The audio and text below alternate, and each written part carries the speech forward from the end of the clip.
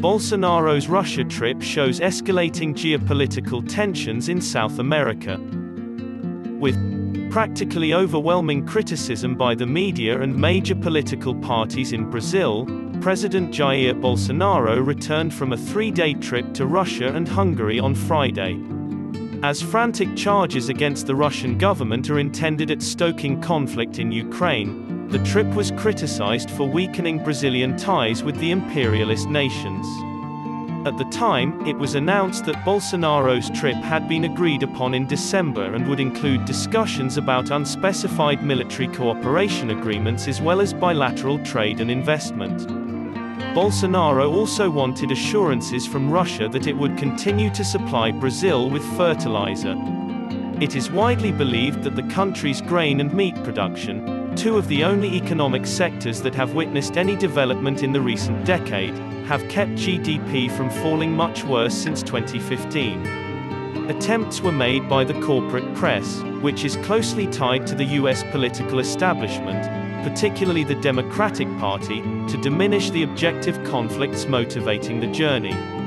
According to major publications, the only reason for Putin and Bolsonaro's actions was the shared masculine chauvinism, which was portrayed as an effort to provoke US Vice President Joe Biden. Significantly, analysts wanted to downplay the importance of Brazil's trade ties with Russia.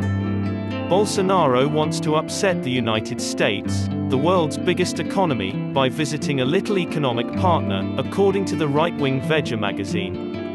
Brazil still imports 90% of its fertilizers, with Russia accounting for 25% of that total. To put it another way, sanctions on Belarus, which is one of the world's leading fertilizer suppliers, have pushed fertilizer prices up 300% by 2021. In December 2021, Brazil's agricultural minister was compelled to fly to Russia in search of extra supplies after Brazil was being afflicted by a catastrophic drought caused by global warming. The US-led war threats increased in intensity as Bolsonaro's flight date neared, and the White House even designated Bolsonaro's arrival date, February 16th, as the day for a Russian invasion.